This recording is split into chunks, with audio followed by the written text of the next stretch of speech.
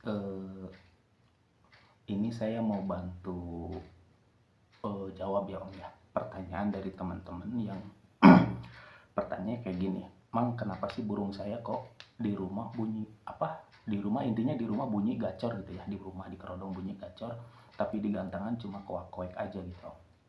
Di gantangan cuma koak-koek, nggak mau nembak, nggak mau bunyi gitu ya, malah nakal atau gimana lah." Nah, ini saya jelasin dari bawah dulu, Om, ya, jelasin dari bawah. Ini kali kesekian saya jawab gitu ya, saya jelasin. Dulu juga di YouTube channel saya pernah saya bahas panjang lebar gitu, Om, ya. Jadi gini, Om, LB itu kan secara karakter gitu, Om, ya, secara karakter dia itu kan burung koloni, Om, bukan burung fighter, Om, ya. Jadi maksudnya burung koloni itu gini, eh, hidupnya tuh bergerombol gitu, Om. Bukan tipe burung teritori kayak murai, kayak ciblek gitu, Om, ya. Nah, tapi di penangkaran gitu ya, atau di peternakan kita, atau di burung hasil ternak kita gitu, ada beberapa LB yang punya karakter fighter gitu. Nah, sebetulnya tugas kita itu gampang, Om. Tugas kita cuma satu, ngejaga gimana caranya si mentalnya itu atau si karakter fighternya itu tetap kental gitu, Om. Jangan sampai dia kembali atau si sifat koloninya itu dominan lagi gitu, Om. Nah, di versi saya gitu, Om, ya. Tapi ini maaf sebelumnya, Om, ya. Saya nggak lagi ngajarin ikan berenang, Om. Saya cuma ngejawab pertanyaan teman-teman atau cuma sharing, cuma diskusi dari apa yang menurut pengalaman saya ini loh gitu. Apa hasil penemuan lewat pengalaman yang saya jalanin gitu, Om. Jadi saya nggak bermaksud menggurui atau apalah ya. Ini saya cuma bantu jelasin. Jadi kasarnya gini, teman-teman nanya, ya saya jawab gitu ya. Salah sendiri nanya gitu ya. Ya saya jawab. Nah, jadi kembali ke pertanyaan tadi. Jadi eh, tugas kita tadi satu, Om, ya, ngejaga gimana caranya si sifat fighternya itu tetap kental atau nggak hilang gitu, atau nggak dominan sifat koloninya gitu. Nah, di pengalaman saya gitu, main fighter itu ada pantangan dan ada jadi gini, ada yang harus kita lakuin dan ada yang nggak boleh kita lakuin gitu. Untuk ngejaga sifat fighter itu tetap ada, satu, burung harus dikerodong gitu, nggak boleh lihat burung LB lainnya. Satu itu ya. Kedua, kalau di saya itu saya paling pantang nge-track burung atau ngebunyiin burung di rumah. Kenapa? Ya itu tadi gitu. Kenapa burung Om atau burung teman-teman lebih sering bunyi di rumah atau bunyi di bawah atau bunyi di kerodong ya dibanding bunyi di gantangan? Ya karena penyakitnya itu. Om sering bunyiin burung di bawah. Om sering nge-track burung gitu. Jadi si burungnya ini mentalnya jadi mental track gitu, Om. Jadi mental, ya bukan mental petarung gitu, Om. Karena kebanyakan pemain tuh gini, Om. Saya sering lihat gitu, saya sering lihat kayak teman-teman bawa burung gitu ya di lapangan, di bawah burungnya di track, ditepokin, oh ditepokin bunyi panjang, jadi pusat perhatian, jadi tontonan. Padahal dia bunyi di bawah bukan di atas gitu. Buat apa gitu? Jadi kasarnya gini, Om ngelakuin hal konyol yang nggak bakalan jadi apa-apa gitu. Justru yang dihargain itu burung yang bunyi di atas gitu. Kalau bunyi di bawah, mau bunyi 2 menit, 3 menit, 4 menit, 5 menit, mau 10 menit sekalipun, kalau dia bunyi di bawah, percuma gitu. Yang dihargain itu yang di atas, yang juara kesana kesini, juara ke mana-mana gitu, Om, ya. Dia itu yang bakal jadi legenda, yang bakal dikenang gitu. Percuma bunyi di bawah ditepokin, diliatin orang, wah bagus, keren, salut gitu. Percuma gitu kalau mentalnya cuma mental track gitu. Nah makanya bentar, Om. Nah makanya saya tuh paling pantang nge-track burung, paling pantang ngebunyiin burung. Makanya setiap ada yang sharing kenapa burung saya di rumah bunyi gacor, di lapangan kok enggak. Sama saya sekilas juga udah ketahuan gitu, udah ketara gitu. Oh ini masalahnya pasti di sini. Waktu saya sampaikan pun, oh masalahnya ini nih. Loh kok tahu? Ya tahu, karena penyakitnya ya emang di situ gitu. Penyakitnya di situ. Jadi kalau ada teman-teman yang nanya kenapa burung saya di rumah gacor, di gantangan nggak bunyi. Nah, jawabannya ya tadi, karena burungnya terlalu sering dibunyiin di rumah, terlalu sering lihat burung lain gitu. Jadi buat burungnya tuh lihat burung lain tuh jadi hal biasa gitu. Jadi gairah dia buat tempur tuh udah apa? Jadi hilang gitu. Jadi lihat burung tuh udah biasa aja gitu, nggak ngotot lah, istilahnya nggak tempur gitu. Menurut saya sih gitu ya Om ya.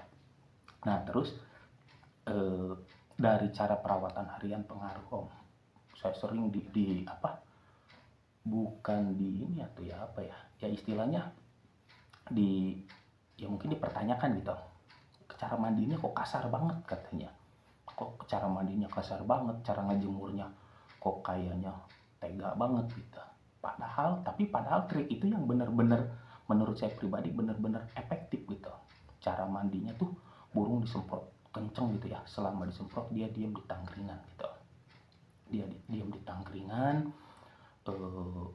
Kalau misalnya dia loncat ke bawah atau keluar tangkringan, kita diam dulu, kita break dulu, kita usir dulu biar dia naik ke tangkringan lagi, baru kita semprot lagi. Jadi itu tuh trik buat ngejaga burung selalu betah di tangkringan gitu. Nah buat teman-teman atau buat om-om yang sering lomba bareng sama saya lah, kemarin saya terakhir lomba ya bawa PAUD. Rata-rata PAUD di umur 3 bulan tuh pasti kepo, kebanyakan kepo lah ya, enggak semua sih, kebanyakan kepo. Tapi kemarin burung saya kan nggak kepo sama sekali tuh, dia nancep bunyi dari awal sampai akhir. Kebetulan masuk kedua ya. Nah, ada temen yang nanya kok burungnya nggak kepo gitu ya, caranya ya tadi gitu, cara mandinya kayak gitu, dari cara jemurnya kan kalau saya di sini jemurnya kenceng banget Om, jemur kenceng tapi si kandangnya tuh disekat gitu pakai kerodong, disekat. Jadi gini, nanti kayak semacam apa ya, untuk antisipasi lah buat kita, nanti semacam tolak ukur gitu. Kalau burungnya pit mau sepanas apapun dia bakalan tetap stay di sisi terpanas gitu. Oh berarti dia indikasinya dia baik-baik aja, dia sehat, dia fit gitu ya. Nah tapi kalau misalnya baru setengah jam, baru berapa menit dia udah lari ke sisi teduh, nah berarti itu bisa dibilang kode dari dia bahwa dia tuh lagi kurang fit atau kurang sehat lah. Jadi jangan dipaksain Om ya. Udah kita tutup kerodong lagi, kita bawa masuk ke dalam, simpan lagi gitu Om ya. Nah banyak sebetulnya Om trik-triknya Om. Kalau di saya gini Om, ini saya ibaratkan gitu Om ya. Om mungkin tahu ya topeng monyet ya. Nah monyet itu kan hewan Om ya, dia hewan tapi kok dia bisa paham gitu di saat dia dikasih senapan atau pistol mainan, dia bergaya seolah-olah dia lagi nembak gitu ya, lagi perang. Dia dikasih sepeda, dia naik sepeda.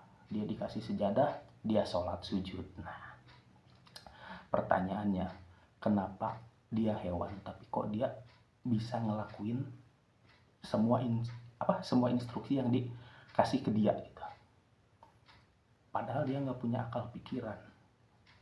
Nah jawabannya tuh simple, sederhana, karena dia karena dia dilatih gitu, karena dia telah menerima program-program latihan, atau dia udah dilatih sedemikian gitu dengan pola latihan yang teratur dan terus menerus gitu.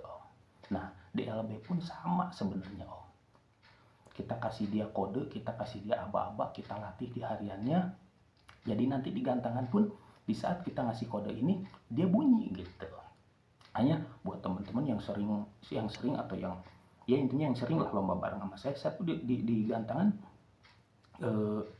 nggak pernah bisa diem gitu. Tapi bukan tepuk tangan ya, bukan tepuk tangan gitu, saya ngasih kode ke dia, dia ngerti burungnya. Makanya si burungnya tuh bisa dibilang jeda rapat gitu, karena dia ngikutin instruksi saya gitu Om. Jadi emang terah itu penting Om ya, terah itu penting. Kalau di saya tuh terah harga mati Om, terah harga mati. Tapi di samping terah itu pola latihan juga harga mati gitu. Semakin kita rapi ngelatihnya, semakin kita disiplin ngelatihnya nggak ngawur gitu ya, tetap harus rasional, harus logis gitu. Pokoknya apapun atau jadi gini, sebisa mungkin harus logis dulu lah gitu, harus rasional, harus masuk akal gitu. Jangan sampai nggak masuk akal, setting aja ngawur, nggak masuk akal, nggak rasional gitu, tapi dilakuin gitu ya. Percuma mau ngapain gitu. Jadi intinya sih main LB itu yang saya bilang tadi ya, kalau versi saya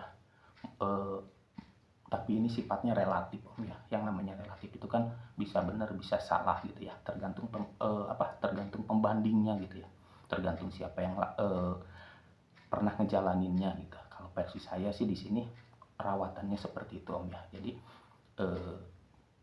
burung fighter itu satu, gimana caranya kita ngejaga sisi fighternya dia jangan sampai hilang, harus tetap kental gitu. Kedua, apa yang harus kita lakuin dan apa yang nggak boleh kita lakuin harus benar-benar disiplin, dijaga gitu. Jangan sampai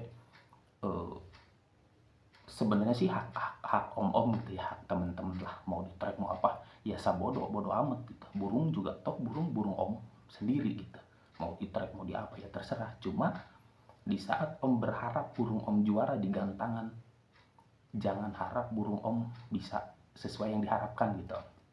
Om pengen burung jadi burung petarung hebat gitulah di gantangan, tapi cara om ngerawatnya aja udah ngawur gitu. Jadi ya jangan harap gitu. Jadi ibaratnya gimana ya, om pengen jadi penyanyi hebat gitu, pengen jadi rockstar lah atau apalah yang berhubungan dengan penyanyi, tapi kerjaan om cuma makan tidur latihan enggak gitu ya, jangan harap gitu. Sama di burung pun sama gitu. Terus yang saya bilang tadi ya, latihan, cara kita ngasih aba-aba ke dia. Kayak saya misalnya di gantangan, saya selalu kayak misalnya, nah itu tuh aba-aba gitu. Ntar siang kita praktekin ya, semua burung yang saya kasih aba-aba, nah pasti dia bunyi. Makanya saya tuh kalau gantang gak pernah jauh dari burung gitu, diusahakan. Kecuali kalau gantang event-event besar ya kayak nasional, dia kan jarak burung ke jarak gantangan ke penonton kan jauh banget gitu ya. Selama dia jaraknya deket, dia denger aba-aba kita, dia bakalan tempur sesuai harapan kita, karena dia bisa ngelihat atau dia bisa ngedenger instruksi kita langsung gitu ya. Makanya kalau misalnya ini gantangan jauh pun tetap sebenarnya bisa, kayak misalnya saya kalau di gantangan jari saya gini-gini ke burung, jadi dia burung kalau lihat jari saya gini-gini dia pasti bunyi. Di rumah pun sama, saya latih tiap hari kayak gini gitu. Ada cara-caranya, nanti cara ngelatihnya Om ya. Cuma kalau di video gini kan ada keterbatasan Om ya.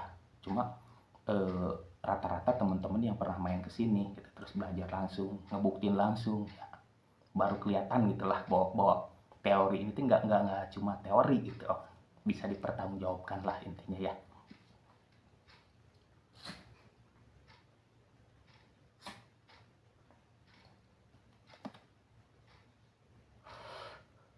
Nah, jadi kurang lebih jawabannya kayak gitu Om ya, buat teman-teman yang nanya kenapa burung saya di gantangan kok loyo lah, itu memble lah ya. Di rumah garang banget, di rumah gahar banget, tapi di gantangan cuma kuak-kuek, di gantangan cuma ngepak-ngepak sayap doang. Nah, jawaban saya ya karena di hariannya itu Om ngawur, nggak disiplin gitu. Itu aja sih. Om terlalu banyak ngetrek, bukan terlalu banyak, bahkan sering banget lah. Om sering banget ngetrek burungnya sering diablak sehari-hari gitu. Jadi lihat burung tuh udah semacam hal biasa lah. Jadi burung tuh nggak bisa ngebedain mana di rumah mana di arena lomba gitu, karena ya sehari-harinya sama om sendiri nggak dibedain gitu. Kalau di saya kan burung bisa ngebedain gitu, mana di rumah mana di suasana lomba gitu.